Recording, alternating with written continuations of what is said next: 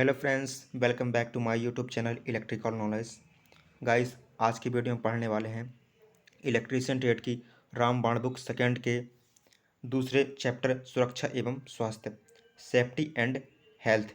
तो friends, safety and health के second chapter में फर्स्ट क्वेश्चन आपके सामने दिख रहा है कि विद्युत आघात के पश्चात सबसे पहले क्या करना चाहिए। अगर किसी व्यक्ति को इलेक्ट्रिक शॉक लगा है तो सबसे पहले आपको क्या कदम उठाना चाहिए।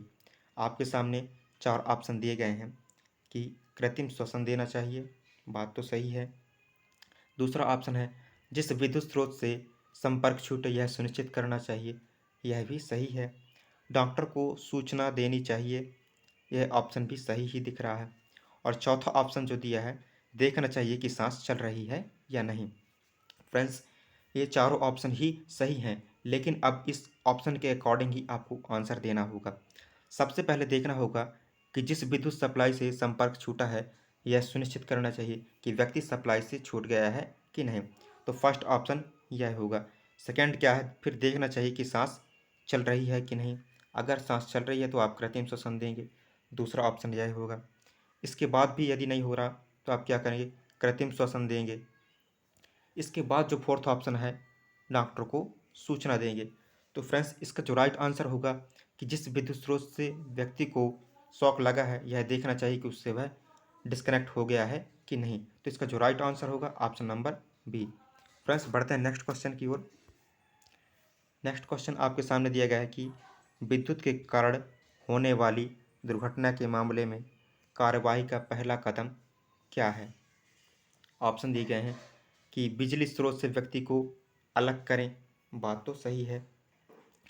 चोटों के लिए जांच करें। थर्ड ऑप्शन है आवश्यक दवाओं का उपयोग करें, वह बात भी सही है। फोर्थ ऑप्शन है पुनः होश में लाने के लिए हृदय फुस्फुसी चिकित्सा शुरू करें। हृदय फुस्फुसी चिकित्सा अर्थात सीपीआर। सीपीआर मेथड होता है जिसे कार्डियोप्लमोनरी रेस्पिरेशन मेथड कहा जाता है। तो फ्रेंड्स, किसी व्यक्ति के दुर्घटना के कारण सबसे पहले जो कदम उठाना चाहिए वह विद्युत स्रोत से व्यक्ति को अलग करना चाहिए। इसके बाद क्या करना चाहिए, देखना चाहिए कि व्यक्ति होश में लाने के लिए सीपीआर मेथड का प्रयोग करना चाहिए। इसके बाद चोटों की जांच करना चाहिए और आवश्यकता अनुसार दवाओं का प्रयोग करना चाहिए। तो इसका जो राइट आंसर होगा ऑप्शन नंबर ए। फ्रेंड्स, बढ़ते हैं नेक्स्ट क्वेश्चन की ओर। नेक्स्ट क्वेश्चन दिया गया है कि बिजली का कार्य करते समय निम्नलिखित में से किसका पालन नहीं किया जाना चाहिए। तो जब आप इलेक्ट्रिसिटी का कार्य कर रहे हैं तो सबसे पहले क्या करना चाहिए, इसके कुछ ऑप्शन दिए गए हैं। तो आपके सामने जो फर्स्ट ऑप्शन है, प्रमुख आपूर्ति बंद करना चाहिए, यानी कि मेन सप्लाई को डिस्कनेक्ट कर देना चाहिए। सेकंड ऑप्शन है कि गीले हाथ से काम करना चाहिए। तीसरा ऑप्शन है अछूता उपकरण का प्रयोग नहीं करना चाहिए। और चौथा है कि सक्रिय बिजली रहने वाले उपकरणों की मरम्मत कभी भी ना करें, यानी कि जब सप्लाई हो, यदि सप्लाई रह रही है, चालू है, तब आपको उपकरण की मरम्मत नहीं करना है। तो फ्रेंड्स, ये चारों ऑप्शन आपके सामने दिए गए हैं और इसमें पूछा गया है कि किसका पालन नहीं करना चाहिए।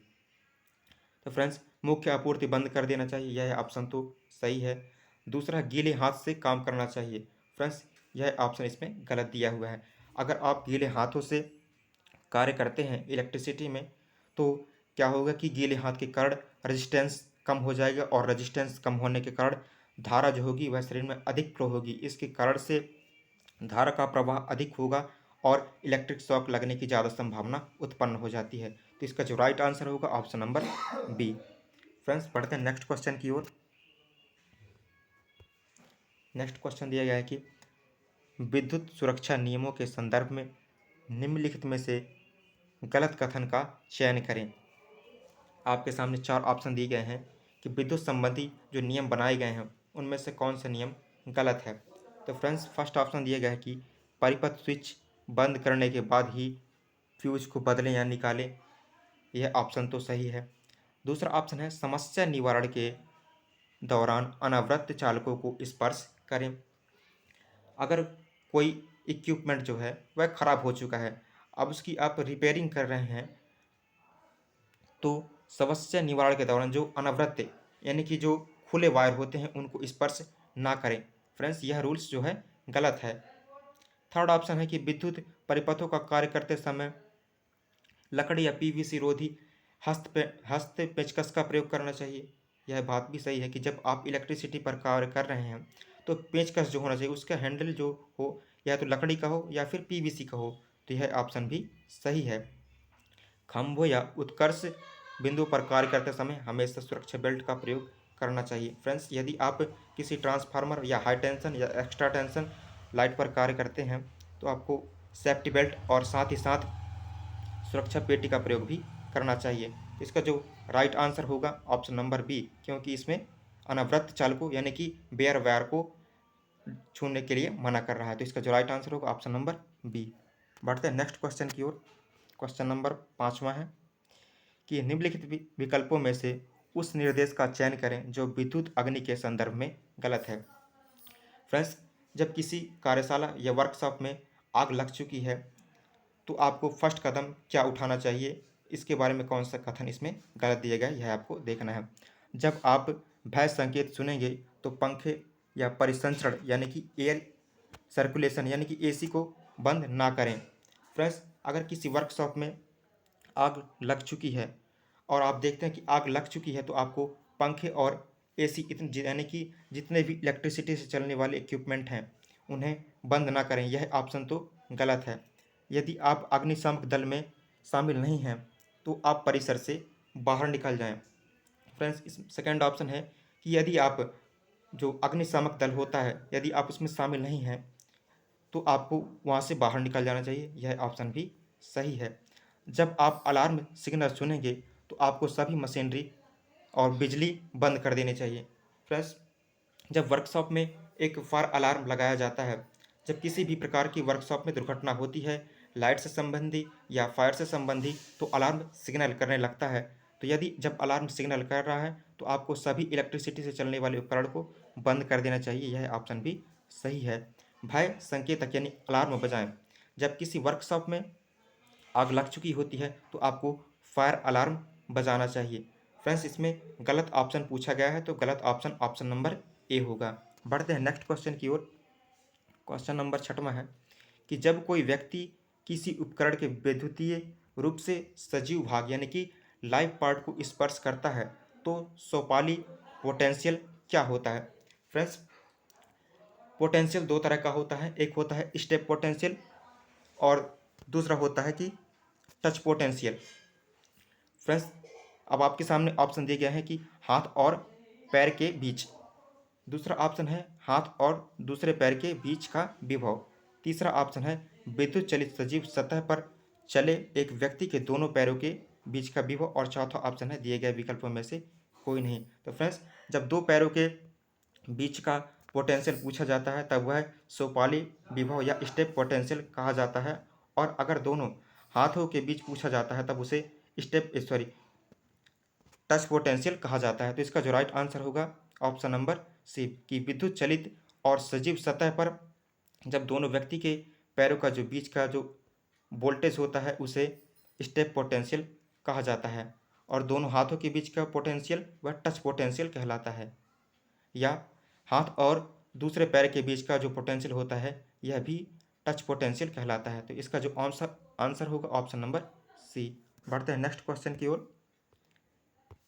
नेक्स्ट क्वेश्चन दिया गया है कि मनुष्य का शरीर इसलिए आघात महसूस करता है क्योंकि शरीर से होकर खाली स्थान का प्रवाह होता है। फ्रेंड्स, 7 नंबर क्वेश्चन में दिया गया है कि मनुष्य के शरीर में इलेक्ट्रिसिटी का प्रवाह महसूस क्यों होता है और किसके कारण होता है। तो फ्रेंड्स, आपके सामने ऑप्शन दिया गया कि वोल्टेज, शक्ति, आपूर्ति, धारा। तो मनुष्य को किसके कारण इलेक्ट्रिसिटी का शॉक लगता है। तो फर्स्ट ऑप्शन है वोल्टेज। तो फ्रेंड्स, वोल्टेज के कारण किसी भी व्यक्ति को जो शॉक लगता है वह जब अधिकतम होता है तभी लगता है। प्रायः 90 वोल्टेज से जब अधिक की वोल्टेज मानव शरीर में प्रवाहित होती है तब वह वोल्टेज का अनुभव शरीर पर होता है। दूसरा ऑप्शन है पावर।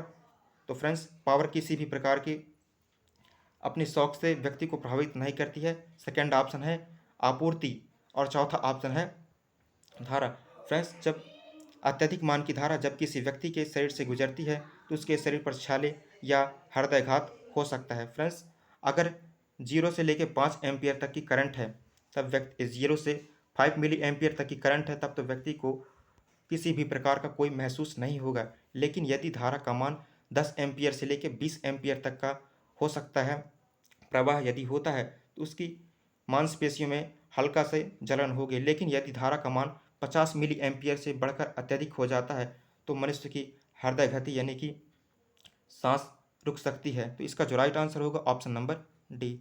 बढ़ते नेक्स्ट क्वेश्चन की ओर। क्वेश्चन नंबर 8वां है कि निम्न में से कौन से कारक विद्युत प्रघात की तीव्रता में सहायक होते हैं। फ्रेंड्स, क्वेश्चन नंबर 8 में पूछा गया है कि अगर किसी व्यक्ति को इलेक्ट्रिक शॉक लगता है तो ऐसे कौन कौन से कारण हैं कि जिसके कारण से व्यक्ति को शॉक लग सकता है। तो फर्स्ट ऑप्शन है शरीर का प्रतिरोध। तो फर्स्ट ऑप्शन बिल्कुल सही है। अगर प्रतिरोध शरीर का कम है तो इसमें धारा अत्यधिक प्रवाह होगी, और जब धारा अत्यधिक प्रवाह होगी तो अत्यधिक शॉक लगेगा। ऑप्शन नंबर ए के अनुसार। ऑप्शन नंबर बी है कि मौसम की स्थिति। फ्रेंड्स, ऑप्शन नंबर बी भी बिल्कुल उपयुक्त है कि मौसम की स्थिति। अगर व्यक्ति को बरसात की स्थिति में इलेक्ट्रिक शॉक लगता है तो उस समय मानव का जो शरीर होता है उसका प्रतिरोध कम हो जाता है, इसके कारण भी धारा का अत्यधिक प्रभाव होगा। धारा का परिणाम धारा का परिणाम भी डिपेंड करता है कि कितने एम्पियर की धारा और कितने समय तक शरीर में प्रवाहित हो रही है।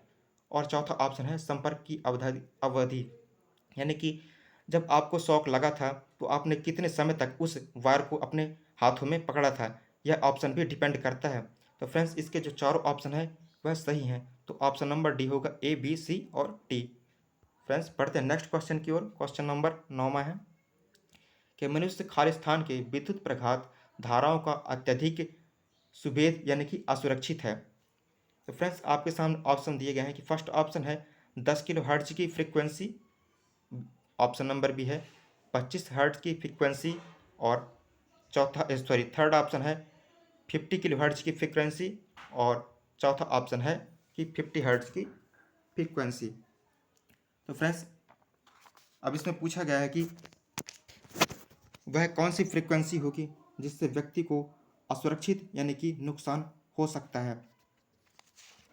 तो फ्रेंड्स, अगर फ्रीक्वेंसी कम होगी तो वह धारा अत्यधिक असुरक्षित होगी।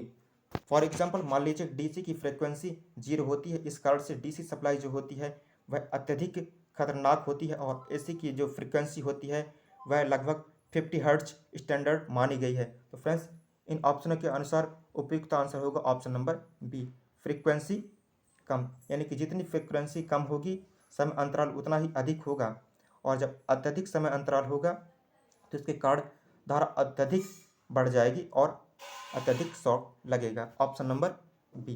फ्रेंड्स, बढ़ते हैं नेक्स्ट क्वेश्चन की ओर। क्वेश्चन नंबर 10वां है कि निषेधात्मक संकेतों की पृष्ठभूमि का रंग होता है और इनका आकार कैसा होता है। फ्रेंड्स, निषेधात्मक चिन्हों के बारे में पूछा गया है और इसकी पृष्ठभूमि यानी कि इसका बैकग्राउंड कैसा होता है और इसका आकार भी कैसा होता है, यह आपसे पूछा गया है।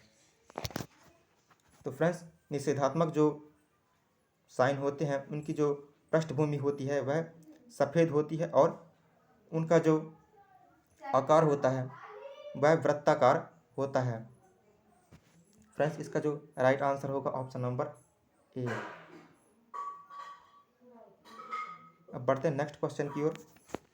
क्वेश्चन नंबर 11 दिया गया है कि निम्न चित्र में से दर्शाए गए चेतावनी चिन्ह की पहचान करें। इनमें से यह चेतावनी चिन्ह तो है, यह श्योर है, लेकिन कौन सा चेतावनी चिन्ह है। फर्स्ट ऑप्शन है आग का खतरा। फ्रेंड्स, अगर आग का खतरा होता तो इस सिंबल के अंदर एक फायर बनी होती। अब दूसरा है कि खतरे की सामान्य चेतावनी। अगर खतरे की सामान्य चेतावनी होती फ्रेंड्स तो इसमें इस तरह से सिंबल बना हुआ होता। थर्ड ऑप्शन है विस्फोटक का खतरा। अगर विस्फोटक का खतरा होता तो यहाँ पर एक बॉल टाइप से और यहाँ पर ये लेज़र बीम टाइप से बनी होती। तो फ्रेंड्स, अब इस चौथा ऑप्शन है लेज़र रेडिएशन। तो फ्रेंड्स, ये लेज़र रेडिएशन का ही सिंबल है, इसका जो आंसर होगा ऑप्शन नंबर डी। बढ़ते हैं नेक्स्ट क्वेश्चन की ओर। क्वेश्चन नंबर 12वां है कि आधार वर्ग में चेतावनी चिन्ह की पृष्ठभूमि का रंग क्या होता है। तो फ्रेंड्स, आपसे चेतावनी चिन्ह के बारे में पूछा गया है, यानी कि वार्निंग साइन। वार्निंग साइन का जो बैकग्राउंड होता है वह कैसा होता है? तो नीला यह होता है अनिवार्य चिन्ह का, सफ़ेद जो होता है यह होता है निषेधात्मक चिन्ह का, और पीला फ्रेंड्स ये जो पीला होता है यह होता है कि चेतावनी चिन्ह का। तो ऑप्शन नंबर सी सही होगा। बढ़ते नेक्स्ट क्वेश्चन की ओर। क्वेश्चन नंबर 13वां है कि पीने का पानी, पुरुष शौचालय, प्राथमिक उपचार के साइन बोर्ड किसके उदाहरण हैं? जब आप किसी भी स्थान पर जाते हैं, फॉर एग्जांपल मान लीजिए स्कूल, अस्पताल या कहीं पर भी, तो आपको पीने का पानी, पुरुष शौचालय, प्राथमिक उपचार इस तरह के साइन बोर्ड दिखते हैं। तो आपको इन संकेतों के माध्यम से समझना है कि यह किस प्रकार के सिंबल दिए गए हैं। फ्रेंड्स निषेधात्मक चिन्ह, तो निषेधात्मक चिन्ह जो होते हैं वह वृत्ताकार के होते हैं और बीच में क्रॉस बार होता है। अनिवार्य चिन्ह जो होते हैं यह वृत्ताकार होते हैं और इनकी जो आकृति होती है, इन पर जो आकृति बनी हुई होती है यह सफ़ेद कलर की होती है और बैकग्राउंड नीले कलर का होता है। सूचनात्मक चिन्ह यह वर्गाकार होते हैं और चेतावनी चिन्ह त्रिभुजाकार होते हैं। तो फ्रेंड्स अब इसमें पीने का पानी, पुरुष शौचालय, प्राथमिक उपचार इन सब के बारे में पूछा गया, तो यह है सूचनात्मक चिन्ह यानी कि इंफॉर्मेटिव साइन। बढ़ते हैं नेक्स्ट क्वेश्चन की ओर। क्वेश्चन नंबर 14वां है कि आपातकालीन स्थिति के लिए सभी स्टेशनों पर कौन सी पेटी रखी जाती है? तो फ्रेंड्स इमरजेंसी की स्थिति में वह कौन सी पेटी है जिसका उपयोग उपयुक्तता किया जाता है? फर्स्ट ऑप्शन है पत्र पेटी। तो फ्रेंड्स यह पत्र पेटी जो होती है अधिकतर पोस्ट ऑफिस या अन्य किसी सरकारी कार्यालयों में उपयुक्त होती है। शिकायत पेटी यह भी सरकारी कार्यालयों में उपयुक्त होती है। और सेकंड ऑप्शन है जो प्राथमिक उपचार पेटी। तो फ्रेंड्स यह ऑप्शन बिल्कुल सही है कि जब आपको किसी आपातकालीन स्थिति में दुर्घटना हो जाती है तो आपको प्राथमिक उपचार पेटी का प्रयोग करना चाहिए। यह ऑप्शन सही है, तो इसका ऑप्शन होगा ऑप्शन नंबर बी। बढ़ते हैं नेक्स्ट क्वेश्चन की ओर। क्वेश्चन नंबर 15वां है कि कार्डियोप्लमोनरी रिसप्सिरेशन CPR यानी कि हृदय फुस्फुसीय पुनर्जीवन का पहला चरण क्या होता है? फ्रेंड्स जब किसी व्यक्ति को इलेक्ट्रिक शॉक लगता है तो सबसे पहले आपको CPR मेथड प्रयोग करना चाहिए। और CPR मेथड क्या होता है?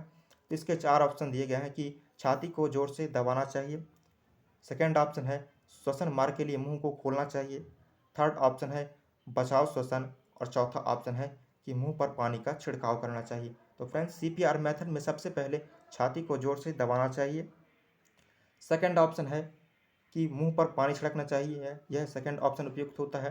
थर्ड है कि श्वसन मार्ग के लिए मुंह खोलना चाहिए, यह थर्ड ऑप्शन है। और चौथा है बचाव श्वसन देना चाहिए। तो इसका जो राइट आंसर होगा ऑप्शन नंबर ए। फ्रेंड्स यदि आपको वीडियो पसंद आया हो तो वीडियो को लाइक करें। Thanks for watching electrical knowledge.